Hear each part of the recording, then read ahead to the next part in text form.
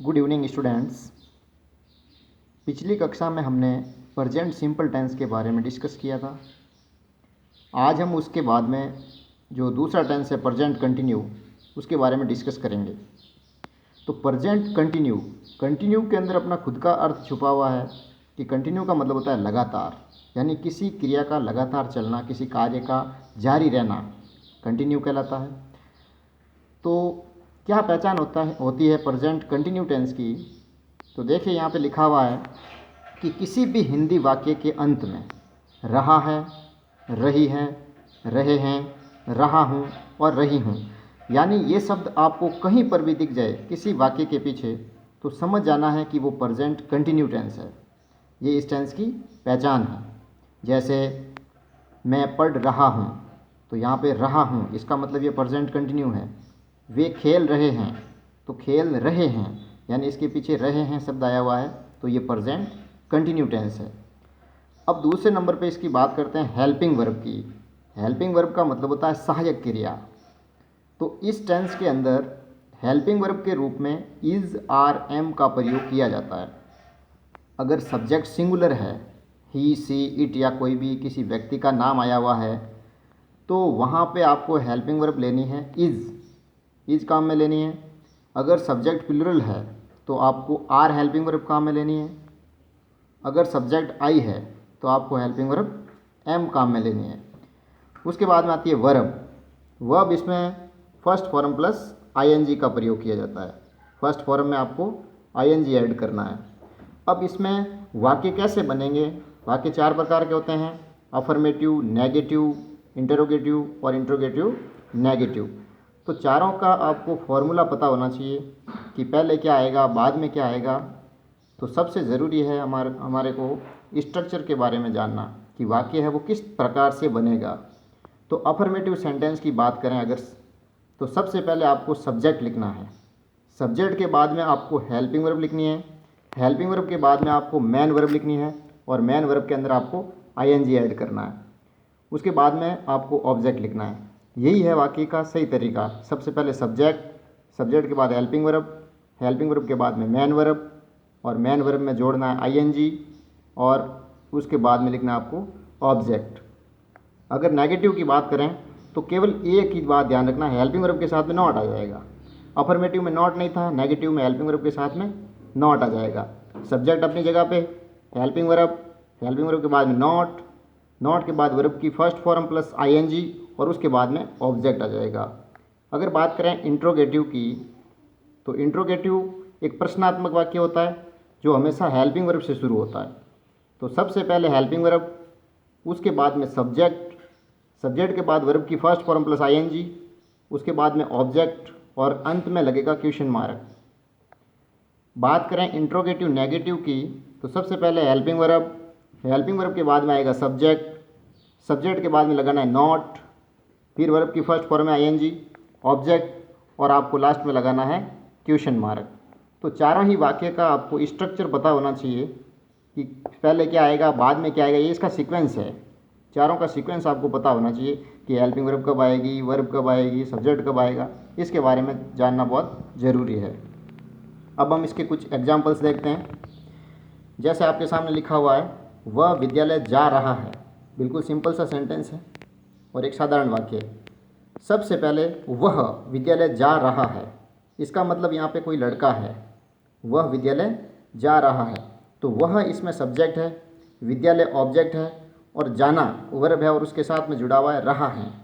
तो ये present continue का वाक्य हो गया क्योंकि इसके अंत में रहा है शब्द आया हुआ है। और जा रहा, इसका मतलब वो यहाँ पे वर्ब है। तो अफर्मेटिव सेंटेंस क्या कहता है कि सबसे पहले लिखो आप सब्जेक्ट। तो यहाँ पे सब्जेक्ट है वह, तो हमने यहाँ पे लिख दिया ही एक वचन है। तो एक वचन के साथ में आपको पता होना चाहिए कि हेल्पिंग वर्ब कौन सी आती है। सिंगुलर सब्जेक्ट के साथ में ईज आती है, तो ये हमने यहाँ पे हेल्पिंग वर्ब क्या लगा दी, ईज।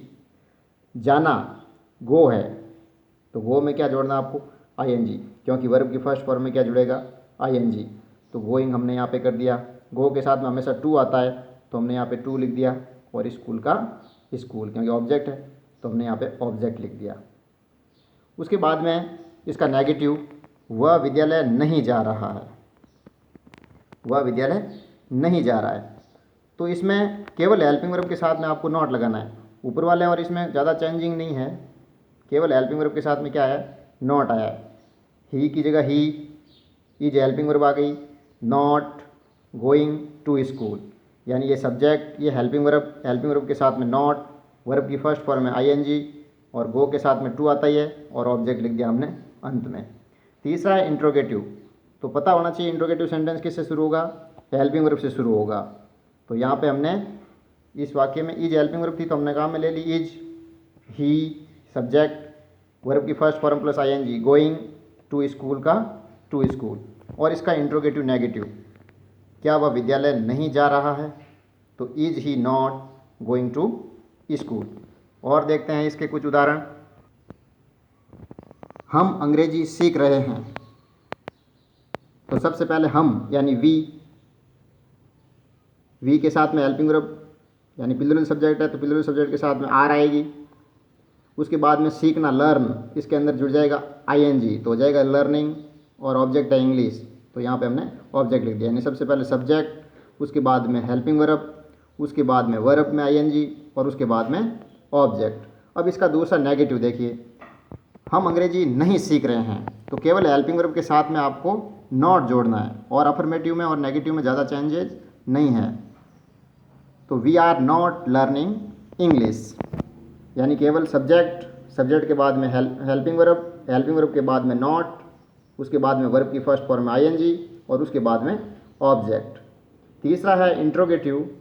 तो इस वाक्य में क्योंकि यहाँ पे हम बहुवचन है तो इस हिसाब से यहाँ पे हेल्पिंग वर्ब आ गई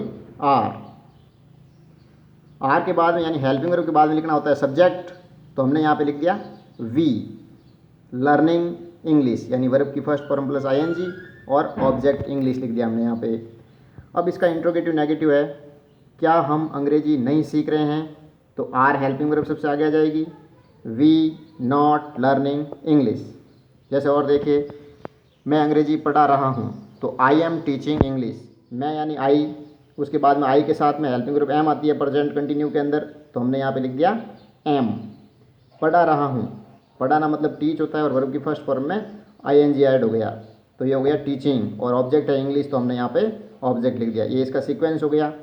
दूसरा है मैं अंग्रेजी नहीं पढ़ा रहा हूँ तो I subject am helping verb, not जुड़ेगा क्योंकि नेगेटिव सेंटेंस है, टीचिंग का टीचिंग और इंग्लिश का इंग्लिश। क्या मैं अंग्रेजी पढ़ा रहा हूँ, तो ये वाक्य इसके पीछे क्वेश्चन मार्क लगा हुआ है, इसका मतलब ये हेल्पिंग वर्ब से शुरू होगा, और आई है सब्जेक्ट मैं तो यहाँ पे एम लगेगा, सब हेल्पिंग वर्ब के बाद में सब्जेक्ट यहाँ पे आई हो गया, उसके बाद में वर्ब की फर्स्ट फॉर्म में आईएनजी तो हो गया टीचिंग और ऑब्जेक्ट हो गया इंग्लिश, और अंत में लग गया क्वेश्चन मार्क। क्या मैं अंग्रेजी नहीं पढ़ा रहा हूँ, तो सबसे पहले हेल्पिंग वर्ब, उसके बाद में सब्जेक्ट के बाद में नॉट और उसके बाद में वर्ब की फर्स्ट फॉर्म आईएनजी और ऑब्जेक्ट, और अंत में लग गया क्वेश्चन मार्क। और देखिए सेंटेंस ये आपको बनाने हैं। बच्चे क्रिकेट खेल रहे हैं तो चिल्ड्रन बहुवचन हो जाएगा, तो बहुवचन के साथ में हेल्पिंग वर्ब आ जाएगी आर। खेलना यानी प्ले तो प्लेइंग क्रिकेट। पक्षी उड़ रहे हैं बर्ड्स, और पक्षी बहुत सारे हैं क्योंकि यहाँ पे रहे हैं, रहा है नहीं है, रहे हैं इसका मतलब ये बहुवचन है, तो पक्षी उड़ रहे हैं तो बर्ड्स आर फ्लाइंग। तुम कहानी सुन रहे हो तो यू आर लिसनिंग स्टोरी। बाकी हम अगले वीडियो में डिस्कस करेंगे। Thank you.